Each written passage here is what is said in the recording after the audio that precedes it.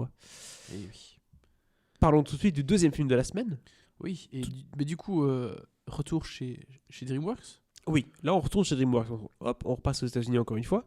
Et le film s'appelle Abominable. Je vais pas faire semblant que je connais le synopsis ou quoi que ce soit. Je n'ai absolument pas entendu ce film. Parler de ce film, pardon. Et j'ai l'impression que c'est un peu la constante dans cet épisode-ci. À part Shaun le Mouton 2, qui, par nom, me dit quelque chose. J'ai pas l'impression qu'il y a beaucoup de communication autour de ces films pour l'instant. Abomination, c'est un. Abominable. Oh là là, ouais. Abomination. Abomination. Le film n'en est pas une, d'ailleurs. C'est un film qui parle du Yeti, pour faire assez simple. Tout à fait, ok. Voilà. Alors, c'est un film produit par DreamWorks, mais c'est pas un pur film DreamWorks, dans le sens où ils sont en coproduction avec un studio qui s'appelle Pearl Studio, qui est un studio chinois. Yeti, studio chinois, la Chine, marché important. Prometteur. Voilà, c'est plus prometteur, c'est marché essentiel. Oui, c'est ça. Et donc, DreamWorks, ils ont été malins. Ils ont senti le poisson. Voilà, ils ont. C'est plus qu'ils le sentent là, mais ils ont saisi l'opportunité au vol. Ils se sont dit, il faut faire un film pour le marché chinois. On va prendre le Yeti, créature emblématique, qui, en plus de fonctionner sur le marché chinois, va marcher ailleurs, parce que tout le monde connaît le Yeti. Qu'il l'appelle Yeti ou Bigfoot ou que sais-je.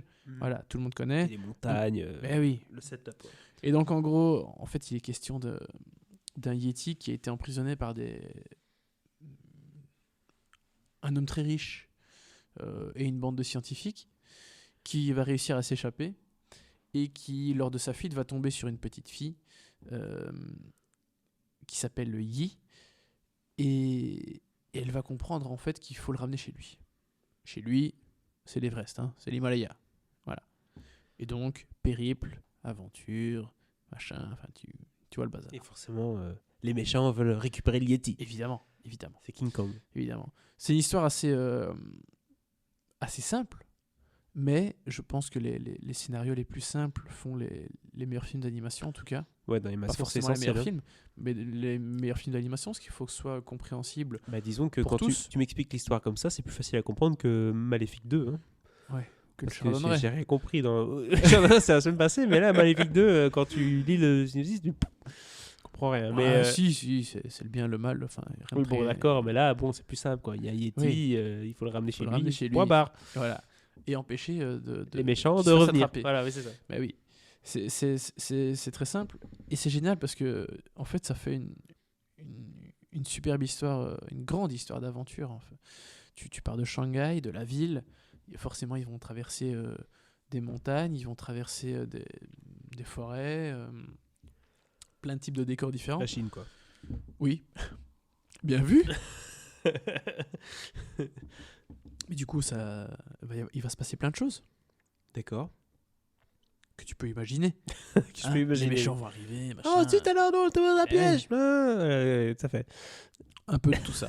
un peu tout ça. De tout ça. Mais bon, là, par rapport à d'autres films, on sent qu'ils ont bien maîtrisé le sujet jusqu'au bout. Hein, 1h30, une petite histoire taillée comme il faut. C'est une ligne de conduite simple qui est parfaitement dosée en fait, parce que c'est toujours ça le problème avec tous les films, pas juste l'animation, mais c'est qu'il faut savoir s'arrêter au bon moment.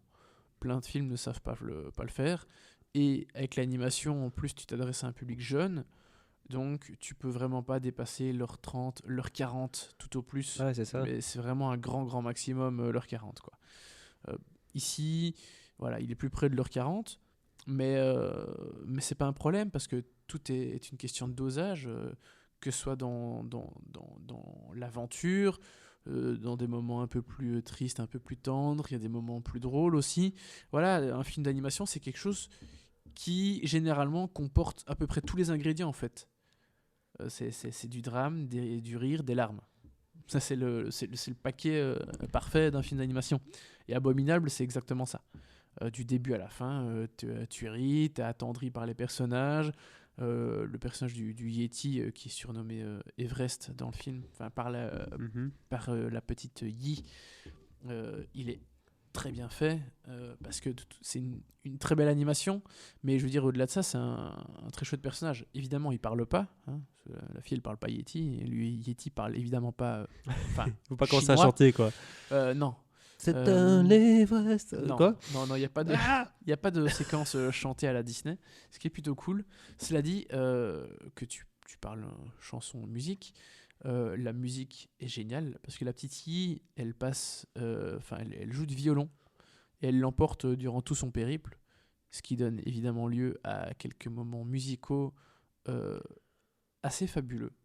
Il y a des très très belles séquences. Ça fait plutôt plaisir parce que je trouve que dans les films d'animation de ces dernières années, la musique n'était pas forcément ce qu'il y avait de mieux. Pas qu'elle soit mauvaise, hein, mais au-delà des Disney ou des Pixar où tu as un thème ou une chanson marquante, c'est pas forcément la musique qu'on retient le plus des films d'animation. Non. Et là, vraiment, je trouvais qu'il y avait de très très beaux thèmes au violon, ce qui est plutôt pas désagréable du tout. Donc voilà, c'est une histoire géniale, qui va droit au but, qui est drôle, qui est attendrissante.